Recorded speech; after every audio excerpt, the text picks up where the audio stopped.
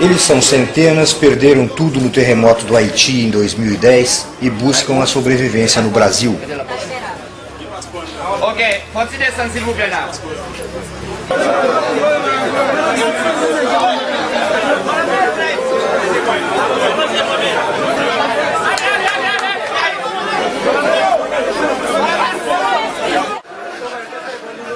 No abrigo de refugiados de Brasileia, na fronteira do Acre com a Bolívia e Peru, mais de 1.300 pessoas esperam por documentos brasileiros em condições precárias.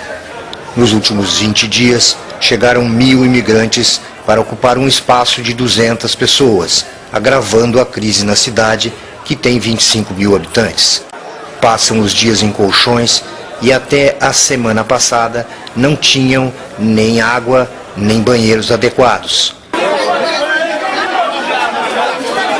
Todos os dias são servidas cerca de 2.500 refeições no abrigo. A expectativa e a fome criam cenas duras na hora da alimentação. Os haitianos correm para salvar o almoço. Pelo menos 5.500 imigrantes já passaram pela rota de Brasileia.